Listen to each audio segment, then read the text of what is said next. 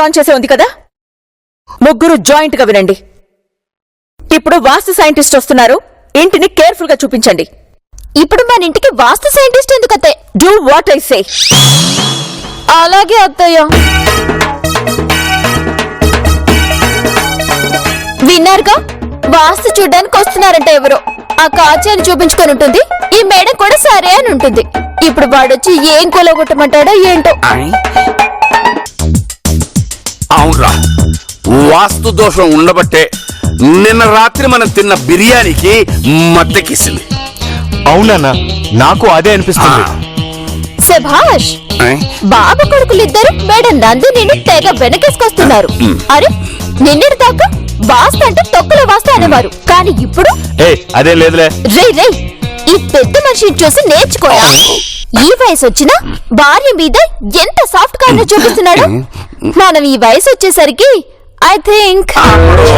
దారుణమైన స్టేట్మెంట్ మాత్రం ఇవ్వకు. ఇవ్వని నాన్న. ఇస్తే భయమా? ఎవరండి లోపల? మావయ్య, సౌండ్ లోపల నుంచి వచ్చింది కదా.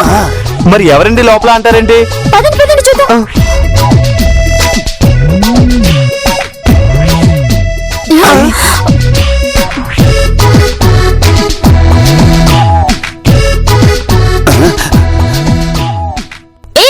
ఎవరు మీరు?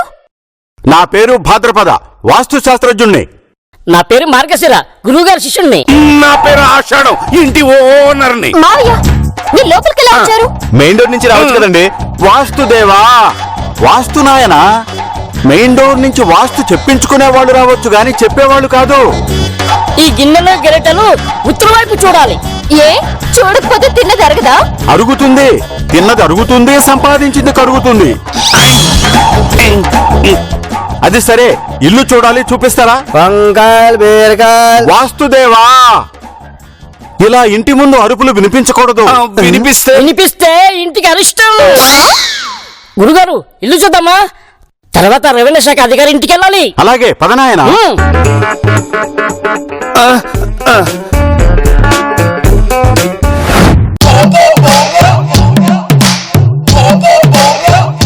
ఆగ్నేయం, ఈశాన్యం అంటే నైరుతి. ఏమైనా ప్రాబ్లమా గురుగారు? నే వెళ్ళనా మరి? అయ్యండి గురుగారు, మీరు లేకుండా. మరి ప్రాబ్లం ఆ గురువు గారు అని దీర్ఘం తెస్తాడారా? ప్రాబ్లం ఉండబట్టే కదరా నేను ఇక్కడ నిలబడింది.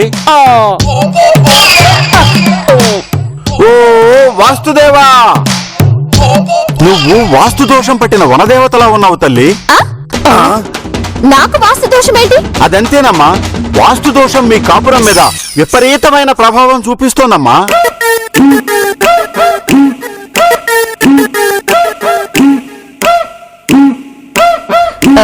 ఇప్పుడు నా వాస్తు దోషం పోవడానికి ఏం పగలగొట్టాలి భాద్రపదం గారు?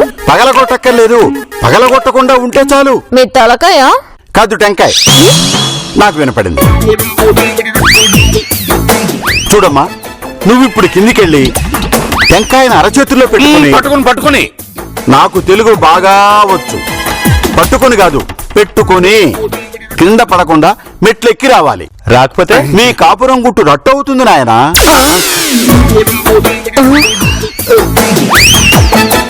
వెళ్ళు తల్లి, నువ్వు టెంకాయని ఇలా ఇలా ఇలా బ్యాలెన్స్ చేస్తూ తీసుకురావాలి, సరేనా?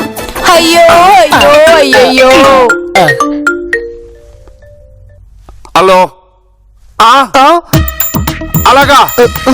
అయ్యయ్యో, ఏమిటి మావయ్య? ఇందాల కూరగాయలు అమ్మేవాడు అక్కడికక్కడే చనిపోయాడట. వాచ్మెన్ ఫోన్ చేసి చెప్తున్నాడు. చూసారా, అరుపుకి వాస్తుకి లింక్ ఏంటి అన్నారు. ఇదే వెళ్ళి చూసుకున్నావు తల్లి. నువ్వు రావమ్మా, పదమ్మా. టెంకాయ జారకుండా.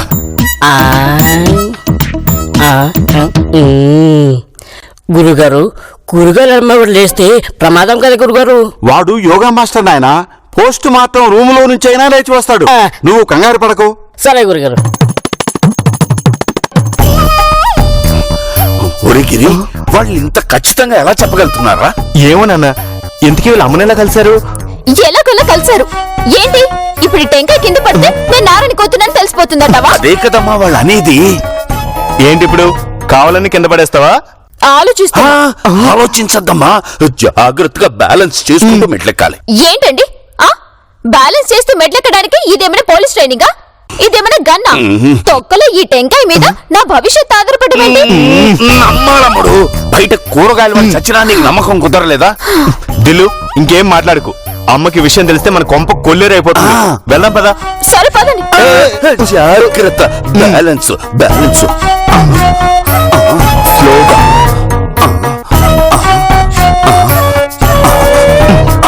మెల్లగా స్లోగా.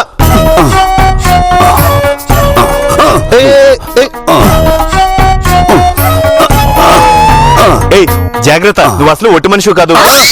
అదే కొబ్బరికాయ పట్టుకుంది కదా. జాగ్రత్త.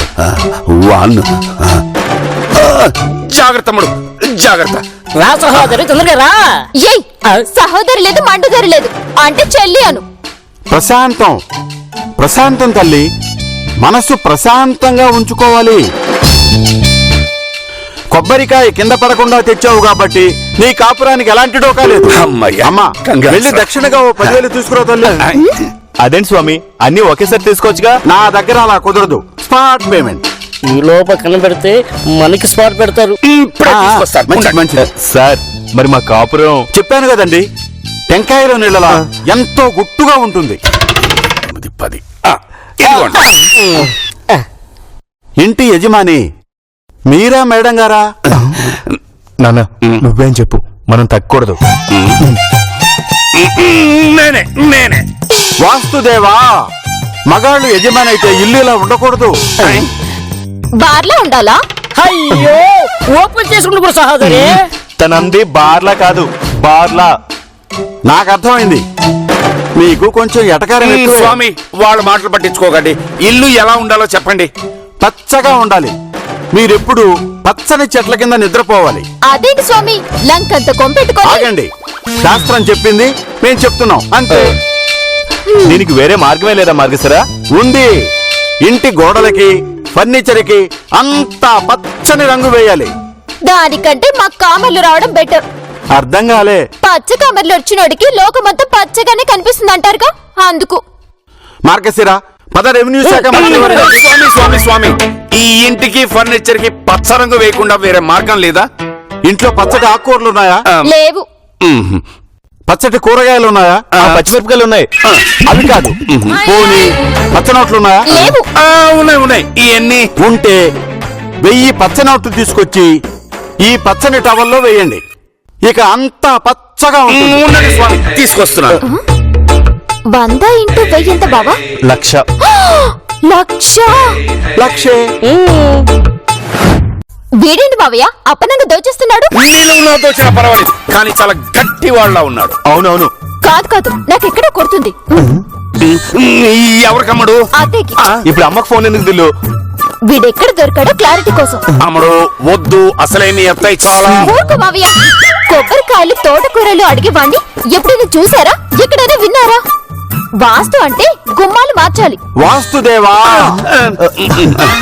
అయ్యయ్యో, ఏంటి మీరు చేస్తున్న పని? ఈ ఇంటి వాస్తు ప్రకారం ముగ్గురు ఒకే చోట కూర్చొని మాట్లాడుకోకూడదు. నుంచొని మాట్లాడుకోవచ్చా? ఒకే చోట ఉండకూడదమ్మా. బేసి సంఖ్య ఈ ఇంటి వాస్తుకి పనికిరాదు. ఇప్పుడు మీరు ముగ్గురు, నాతో 4, అంటే సరి సంఖ్య. ఇప్పుడు మీ ఇష్టం వచ్చినంతసేపు మాట్లాడుకోవచ్చు. మార్గశిరుని కూడా పిలవమంటారా? ఫ్లోలో నేను సరేనంటే నా పీక పట్టుకుని వాడొస్తే 5 అవుతాం కదా, అది బేసి సంఖ్య కదా అని అడుగుదాం అనుకుంటున్నావు కదూ తల్లి. వాస్తుదేవా, అవన్నీ ఫ్రాడ్ చేసేవాళ్ళు చేసే పనులు తల్లి. మాలాంటి నిజాయితీ పనులు చేయరు. స్వామి ఏదో చిన్న పిల్లలు తెలియక చేశారు, మన్నించేయండి స్వామి. అజ్ఞానుల మీద జాలి తప్ప మాకు కోపం ఉండదు నాయనా. పిలిచారా గురుగారు? నిన్నెవరూ పిలవలేదే. అజ్ఞానాన్ని పిలిపినిపిస్తాను. ఇక్కడ నీ సహోదరి ఉంది కదరా. పదండి పదండి, బేసి సంఖ్య ఉండకూడదని చెప్పాను కదా. ఇప్పుడు 5 అయ్యాం. పదండి పదండి పదరా. మావయ్య వీడేంటి మేధావిని పట్టుకుని అజ్ఞాని అంటున్నాడు?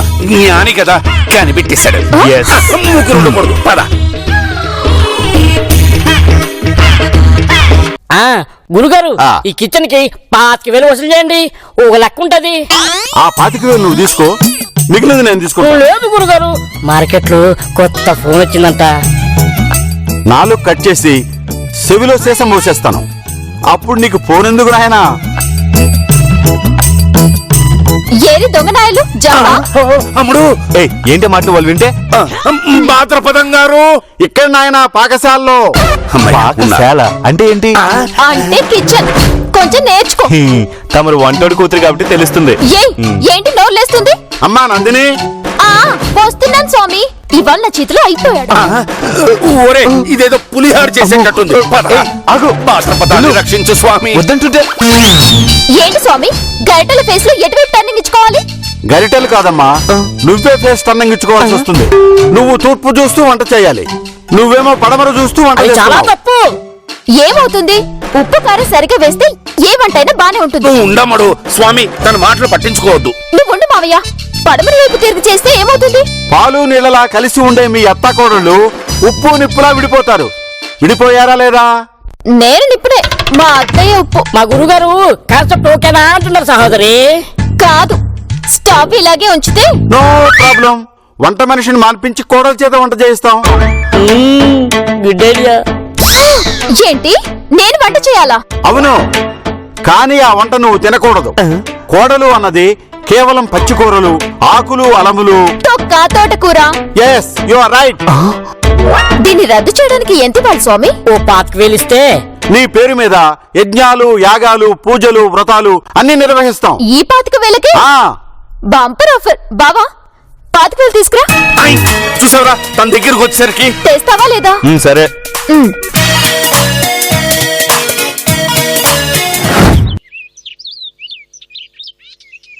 పాపం నందిని మేడం సెంట్రల్ మినిస్టర్ గారింట్లో వాస్తు చూసామని చెప్పగానే గుడ్డిగా నమ్మి మనల్ని ఇంటికి పంపించింది. Thanks Nandini madam.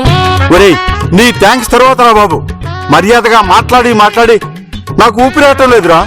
ఇప్పుడు మనం స్ట్రైట్ గా బార్కెళ్ళి ఒక ఆఫేసుకుని తనివి తీరా బండబూతులు మాట్లాడితే గాని నా మనసు కుదుట పడదురా. ఏది ఆ డబ్బివ్వరా? ఇష్టపడినండి ఎక్కడికి పరపదమా?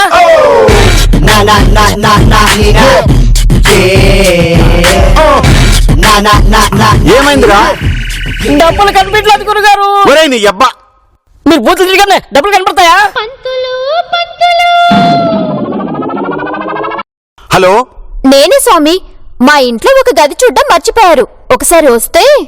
శుభం, వస్తాం తల్లి. వాస్తుదేవా నువ్వు ఉన్నావయ్యా. పదరా, నీ సహోదరి ఏదో గది చూడాలని రమ్మంటుంది. లోపల ఎక్కడైనా పడేసుకున్నానో చూద్దాం. పదండి గురుగారు, ఒకవేళ వాళ్ళకి దొరికితే వాళ్ళు ఇస్తారు. చాలా మంచోళ్ళు. పద, పద. సహోదరి నీ అబ్బా, సహోదర సంగతి తర్వాత. ఆఖరిలో మనకు డబ్బులు ఇచ్చింది ఇక్కడే కదా, ఇక్కడే పడి ఉంటాయేమో. చూద్దాం పదా పదా. అబ్బా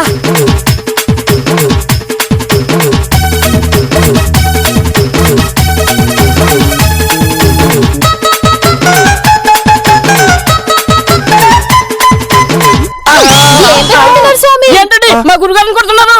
ఏం వెతుకుతున్నారు అని అడిగాను. అది ఇందాక మా డబ్బు. ఏం డబ్బులు? ఏంటమ్మా కొడుతున్నావు?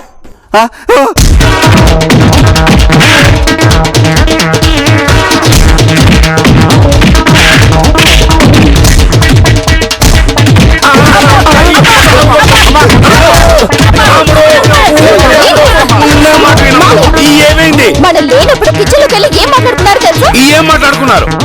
అరే, ఈ వెర్రి పప్పల దగ్గర ఎంత తొందరగా వీలైతే అంత తొందరగా డబ్బులు వసూలు చేసుకుని వెళ్ళిపోవాలి. అవును గురుగారు. ఒరేయ్,